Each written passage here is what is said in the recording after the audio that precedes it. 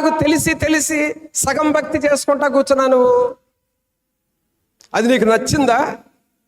నీకు నచ్చింది అని అంటే నువ్వు సాతానుడు నీతో పక్కాగా ఉన్నాడని అర్థం. దేవునితో నువ్వు లేవని అర్థం. అందుకనే ప్రభు అంటున్నాడు, 7వ వచనం చదవండి. వారు పూర్ణ హృదయముతో నా యొద్దకు తిరిగి రాగా వారు నా జనులగునట్లును నేను వారి దేవుడు నగునట్లును నేను యెహోవానని నన్ను ఎరుగు హృదయమును వారికి ఇచ్చేదను. ఇదండి పూర్ణ హృదయముతో దేవుణ్ణి నువ్వు తెలుసుకోవాలి. నా దేవుడు గొప్పవాడు, నా దేవునికి నేను నమ్మకంగా బ్రతకాలి, నా దేవునికి నేను నమ్మకంగా బ్రతికితే దేవుడు నన్ను ఆశీర్వదిస్తాడు, దేవుడు నాకు అప్పగించిన బాధ్యత నమ్మకంగా చెయ్యాలి. ఏదో 4 సంవత్సరాలు చేసి 5వ సంవత్సరం ఎగరగొట్టడం కాదు, బ్రతికినంతకాలం నమ్మకంగా చేయాలనే ఒక తీర్మానం నీలోనికి రావాలి. అది పూర్ణ హృదయంతో చేయటం అంటే. చూడండి, ఇంకా పూర్ణ హృదయంతో చేయటం అంటే ఏంటో చూద్దాం. ఇర్మీయా గ్రంథంలోనే 29వ అధ్యాయం తీయండి.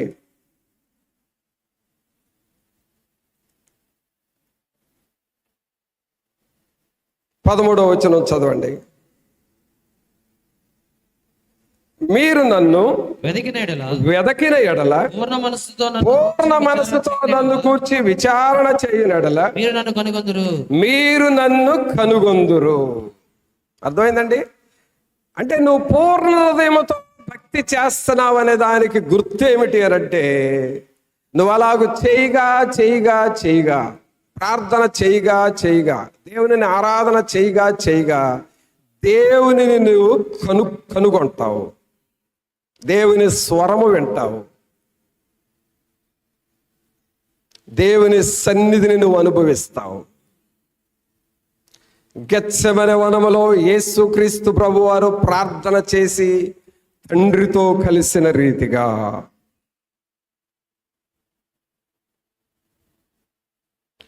ఏలియా ఎలీషాలు కర్మెలు పర్వతం మీద ప్రార్థన చేసి ప్రభువుతో కలుసుకున్న రీతిగా నీవు దేవునితో కలుసుకుంటావు, దేవునిని నీవు కనుగొంటావు. సహోదరుడా, సగము భక్తి చేసేవాళ్ళు ఎలా ఉంటారంటే, దేవునితో మాట్లాడే అనుభవం ఉండదు వాళ్ళల్లో. దేవుడు మాట్లాడే దేవుడు కాబట్టి నేను రోజు ప్రభువుతో మాట్లాడుతున్నాను అనే అనుభవాలు వాళ్ళల్లో ఉండవు. పైన ఆర్భాటాలు ఎక్కువగా ఉంటాయి, మనుషులు చూసే పనులు ఎక్కువగా ఉంటాయి, దేవునితో మాట్లాడే అనుభవం ఉండదు వీళ్ళకి. నిండు హృదయంతో ప్రార్థన చేసేవాళ్ళు, అంటే నిండు మనసుతో దేవుని ఆరాధన చేసేవాళ్ళు ఎలా ఉంటారంటే, దేవునిని కనుగొంటారు. వాళ్ళు దేవునిని కనుక్కుంటారు, దేవుని స్వరం వింటారు. నిండు హృదయంతో ప్రార్థన చేసేవాళ్ళు ఎలా ఉంటారంటే, వాళ్ళ లోపాలు వాళ్ళు సరి చేసుకుంటూ ఎప్పటికప్పుడు క్షమాపణ కోరుకుంటూ దేవునితో మనుషులతో సరి అవుతూ ఉంటారు. అది నిండు హృదయంతో భక్తి చేస్తున్నారు అని అర్థం. సగము హృదయంతో భక్తి చేసేవాళ్ళు ఎలా ఉంటారంటే, వాళ్ళని చూడగానే అర్థమైపోద్ది. వాళ్ళ నడక వేరుగుంటుంది, వాళ్ళ మాటలు వేరుగుంటాయి, బడాయిగా నడుస్తూ ఉంటారు, బడాయి మాటలు మాట్లాడుతూ ఉంటారు. మమ్మల్ని భక్తి పరులు అనుకోవాలి అని ప్రజలు మమ్మల్ని అనుకోవాలని కోరుకుంటా ఉంటారు.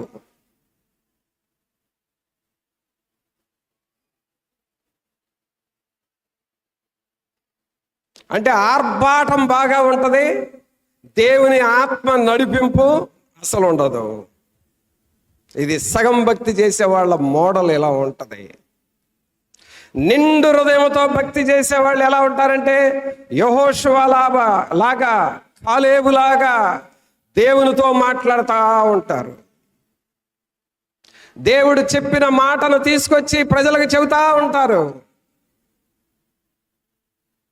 యెహోవా వాక్కు నా దగ్గరకు వచ్చి ఇలాగ చెప్పినని చెబుతా ఉంటారు.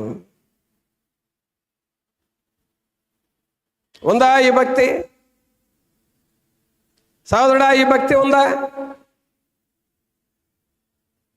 అందుకని అక్కడ ఏమని చదువుతున్నావు? 11వ వచనం, మీరు నన్ను వెదకిన ఎడల పూర్ణ మనసుతో నన్ను గూర్చి విచారణ చేయని ఎడల మీరు నన్ను కనుగొందురు. సోదరుడా, సోదరి, యేసు క్రీస్తును నువ్వు కలుసుకోవాలి. దేవుని సన్నిధిని నువ్వు కలుసుకోవాలి. ఇక్కడ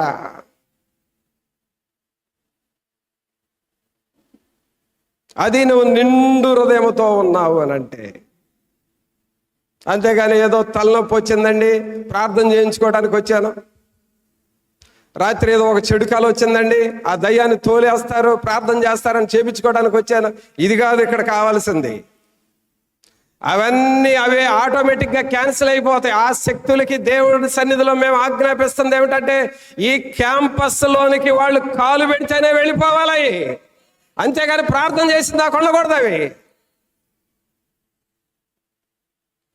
ఇక్కడ కావాల్సింది క్వాలిటీ కావాలి, దేవుని సన్నిధిని అనుభవించాలి, ప్రభు స్వరం వినాలి, పరలోక రాజ్యానికి వెళ్ళే భక్తిని నేర్చుకోవాలి. అది కావాలి ఇక్కడ. నీ తలనొప్పులు, నీ జ్వరాలు ఇవన్నీ ముఖ్యం కాదు. అందుకని ఇక్కడ దేవుని వాక్యం మాట్లాడుతూ ఉన్నాడు. 13వ వచనం, మీరు నన్ను వెదకిన ఎడల పూర్ణ మనస్సుతో నన్ను గూర్చి విచారణ చేయని ఎడల మీరు నన్ను కనుగొందురు.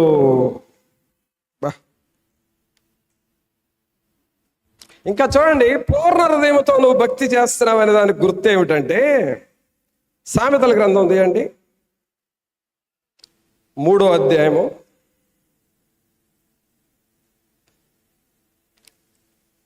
సామెతలో 3వ అధ్యాయము 5వ వచనం చదవండి.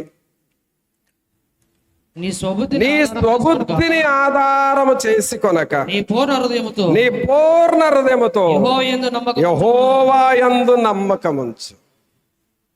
అంటే నువ్వు పూర్ణ హృదయముతో దేవుని ఆరాధన చేస్తున్నావు దానికి గుర్తు, నీ మనస్సుకు ఏమొచ్చిందో ఏమి తోచిందో అది చెయ్యు.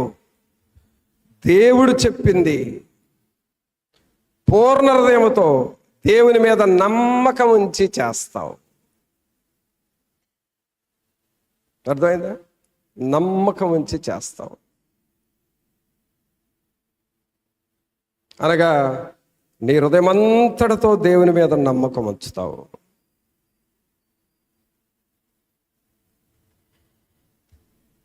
ఈ ఆరాధనలకి ఎలా వస్తారంటే, పూర్ణ హృదయంతో దేవుని ఆరాధన చేసేవాళ్ళు, నా లోపాలు నేను సరి చేసుకోవాలి, దేవునిలో నేను ఎదగాలని ఆశతో వస్తారు. అది నువ్వు పూర్ణ హృదయంతో వస్తున్నావు అని దానికి గుర్తు. మరొకటి చూద్దాం చివరిగా, కీర్తన గ్రంథం 86వ కీర్తన తీయండి. 86వ కీర్తన 12వ వచనం చదవండి. నా పూర్ణ హృదయముతో నేను నీకు కృతజ్ఞతాస్తుతులు చెల్లించదను, నీ నామమును నిత్యము మహిమపరిచెదను. అందరూ మీ చేతులు రెండు పైకి లేపి మాట చెప్పండి. నా పూర్ణ హృదయముతో నేను నీకు కృతజ్ఞతాస్తుతులు చెల్లించదను, నీ నామమును నిత్యము మహిమపరచెదను. అదండి నిండు హృదయముతో నువ్వు ఉన్నావనే దానికి గుర్తు. అర్థమైందా? నిండు హృదయముతో నువ్వు ఉన్నావనే దానికి గుర్తు ఏమిటంటే, నీ పూర్ణ హృదయముతో దేవునికి కృతజ్ఞతాస్తుతులు చెల్లిస్తూ ఉంటావు. దేవుని సన్నిధిలో చేరి దేవుని స్తుతిస్తూ ఉంటావు. ఈ లెంట్ డేస్ ప్రేయర్స్ జరుగుతూ ఉన్నాయి, కోటాలకు సిద్ధపాటు ప్రార్థనలు జరుగుతున్నాయి. ప్రతిరోజు దేవుని సన్నిధిలో ప్రార్థన చేద్దాము అని చెప్పేవే. నీవు నిజంగా పూర్ణ హృదయముతో దేవుణ్ణి సేవించే వ్యక్తివైతే ఆ పాయింట్ నువ్వు పట్టుకొని దేవునికి లోబడతావు. నా ప్రభువుకి కృతజ్ఞతాస్తుతులు చెల్లించాలి, నా దేవునిని నేను ఆరాధన చేయాలి. నా ముందున్నటువంటి మీటింగ్స్కి నేను బాధ్యతగా ఉండాలి. అపూర్ణ మనసుతో ఉండే వాళ్ళకి ఆ ఆలోచనలు వస్తాయి. తర్వాత ఏమంటున్నాడు? నీ నామమును నిత్యము మహిమపరచదను. నా ప్రభువును నేను మహిమపరచాలి. సంఘానికి మేలుకరంగా, సంఘానికి క్షేమకరంగా నా మాటలు ఉండాలి. ఆత్మలు నేను మాట్లాడితే ఆత్మల్ని బలపరిచే మాటలు చెప్పాలి. ఆ మాటలు నువ్వు నేర్చుకోవాలి. ఈ మాటలు నేర్చుకున్న వాళ్ళు నిండు హృదయంతో దేవునిలో ఎదుగుతూ ఉంటారు. మరి నువ్వు ఎలాగ తయారవుతున్నావు? సగం హృదయంతో భక్తి చేసి పాడైన వాళ్ళు ఉన్నారు, వాళ్ళని చూసి అన్నా నువ్వు గ్రహింపు తెచ్చుకుంటున్నావా? వాళ్ళని చూసి అన్నా అయ్యో నేను ఈ బాటలో వెళ్ళకూడదనే గ్రహింపు నీకు వస్తుందా? లేదా అదే రూట్లో వెళ్ళిపోతున్నావా? ఏం కాబోతున్నావు నువ్వు?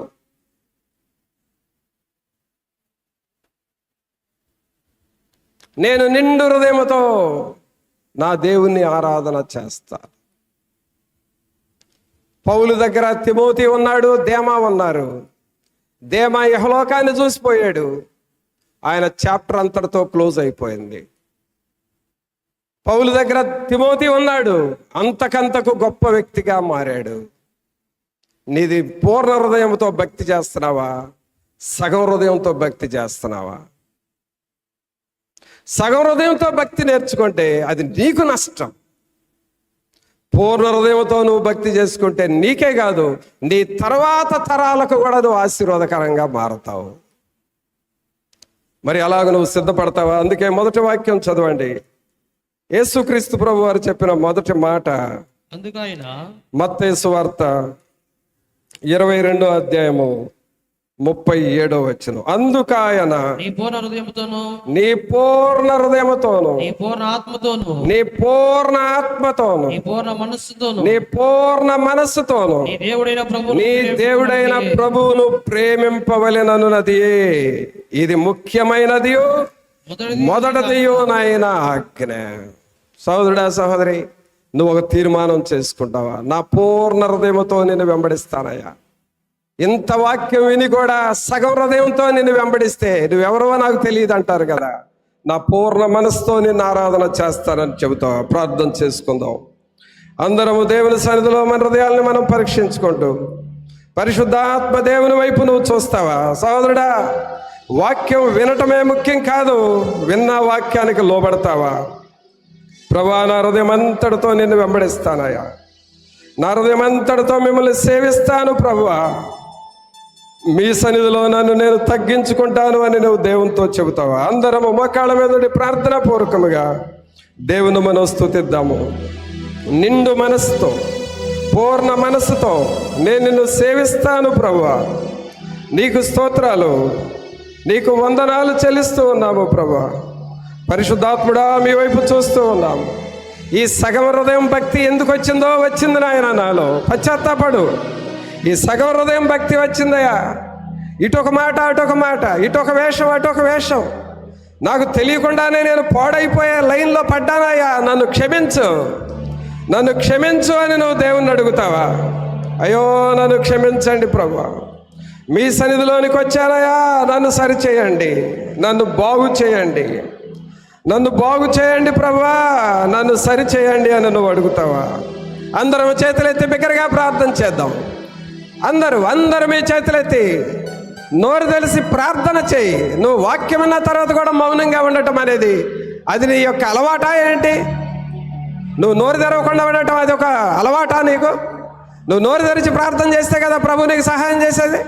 ఓ దేవా, కృప చూపండి, నా అలవాట్లు సరిగ్గా నేను మార్చుకోవాలి ప్రభువా, నన్ను సరిచేయండి ప్రభువా. పూర్ణ హృదయంతో, పూర్ణ మనసుతో వెంబడించాలి అని భక్తిని మొదలుపెట్టాను, కానీ ఇప్పుడు నా భక్తి తేలిపోయిందయ్యా.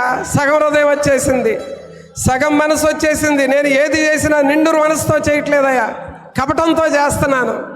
అయ్యో, సంఘంలో ఒక రకంగా, బయట ఒక రకంగా, సేవకుడు ఉన్నప్పుడు ఒక రకంగా, సేవకుడు లేనప్పుడు ఒక ఎంతకాలం సేవకుడు కాపలా కాస్తాడు?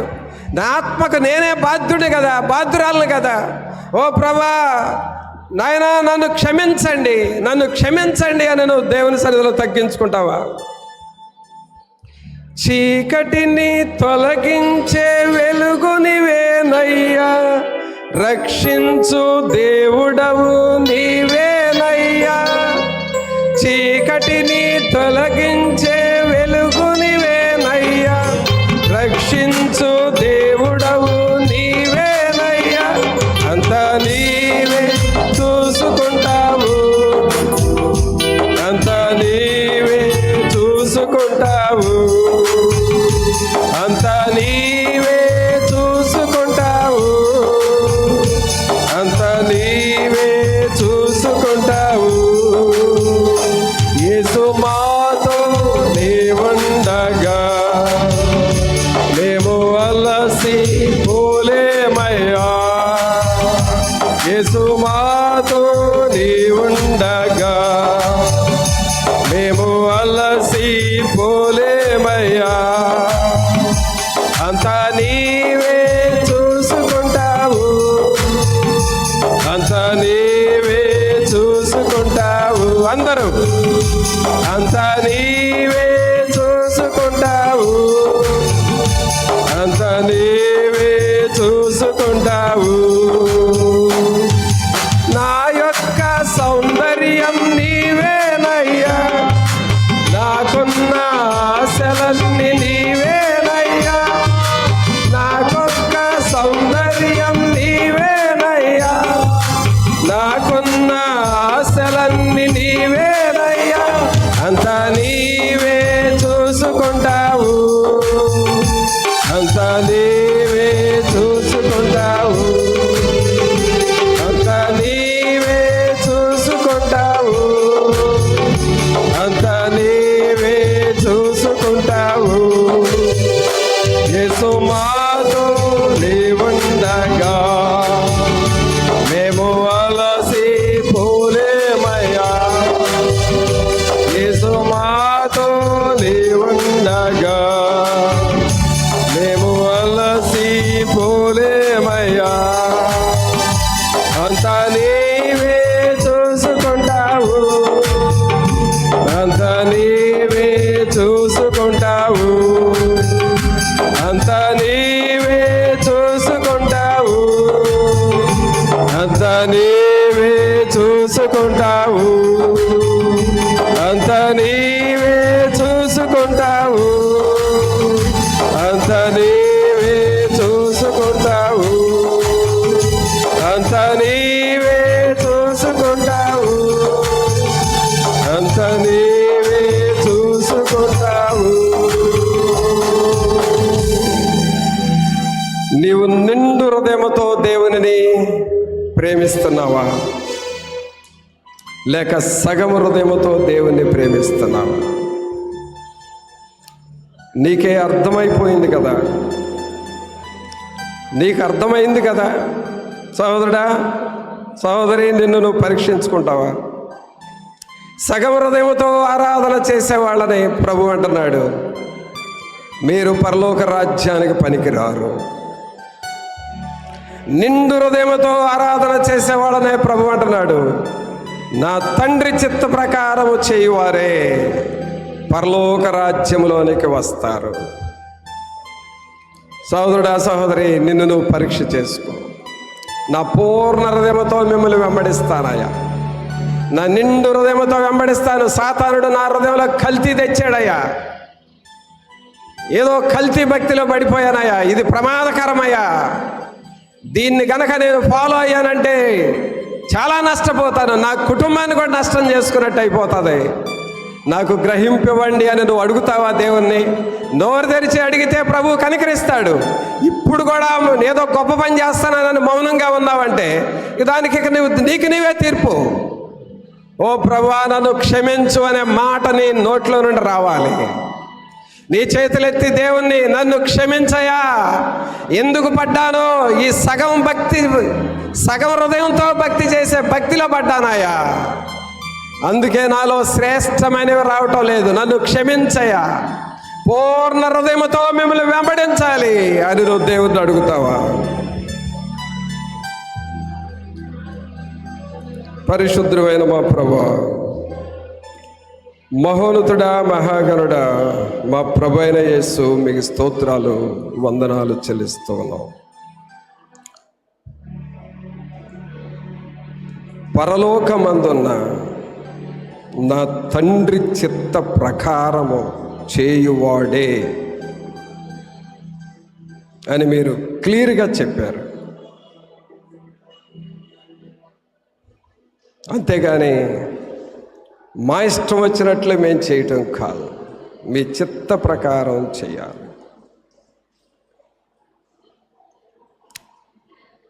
బహుజాగ్రత్తగా పరిశీలించుకున్నటకు సహాయం చేయండి. పరిశుద్ధాత్ముడా, మీ సన్నిధిని మాతో ఉంచండి. మీ ఆత్మశక్తిని, మీ సహాయమును మాకివ్వండి. మీ కృపలో బలపరచండి. ఇంతకాలం భక్తి చేసి చివరికి సగం హృదయంతో చేసి ఏమయ్యేటట్లు మేము ఏమయ్యేటట్లయ్యా? అందుకనే జాగ్రత్త పడుటకు సహాయం చేయండి. మీ విషయంలో మేము శ్రద్ధ తీసుకొని ఏది ముఖ్యమైందో ఆ ముఖ్యమైన పనిని పట్టుకొని వారముగా చేయమని మా ప్రభు అయిన యేసు నామమున అడిగి వేడుకొంచున్నాము తండ్రి. ఆమేన్.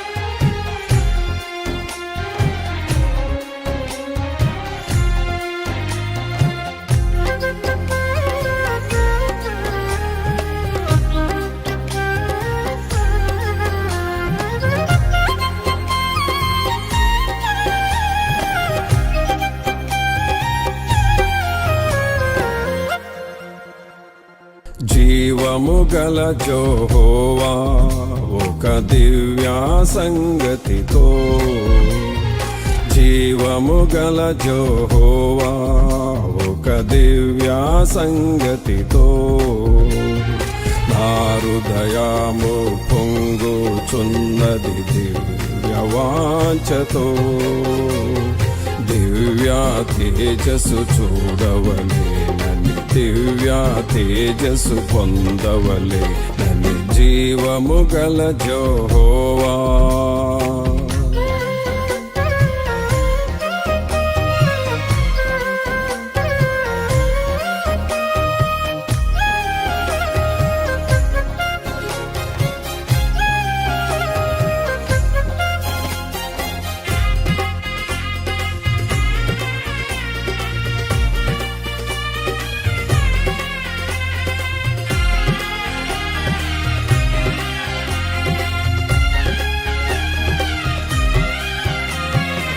అరుణోదయమున మంచువలే ఈ లోకపు ఛాయలు గతించును,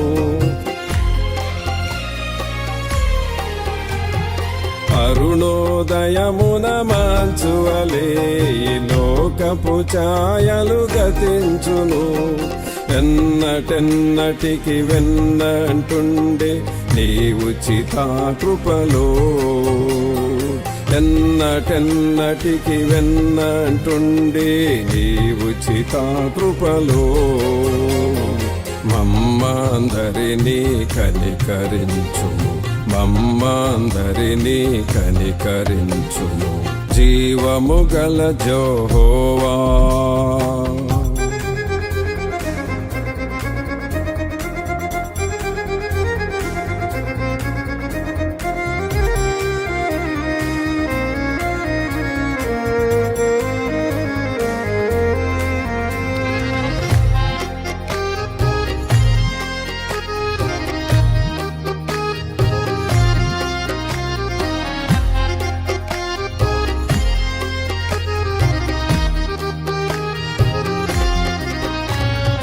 వేల్పులలో నీకు సముడెవరు, ఇహ పరములనతి సుందరుడా. వేల్పులలో నీకు సముడెవరు, ఇహ పరములనతి సుందరుడా.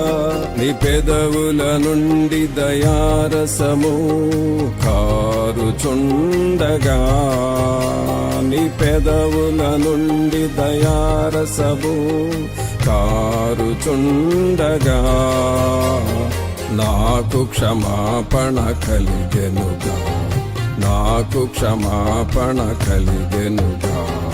జీవము గల యెహోవా,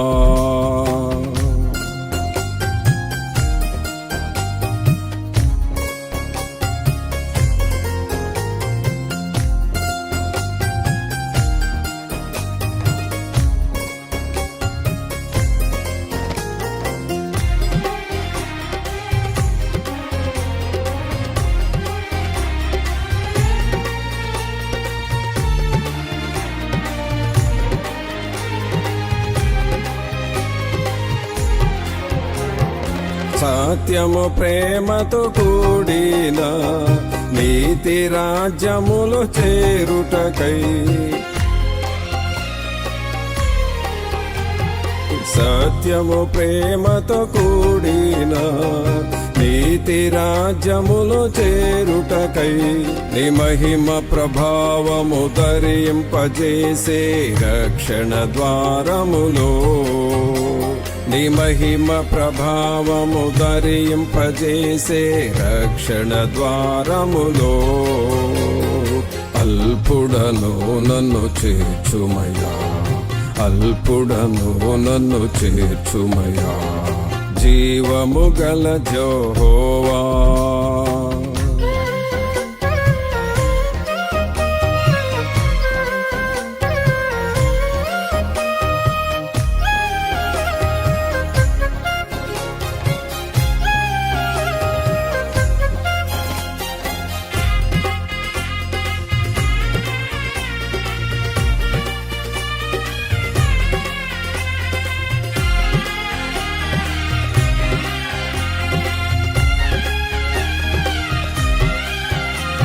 నీ వస్త్రములలో సువాసనయు, నీ కన్నులలో దివ్య దృష్టియును.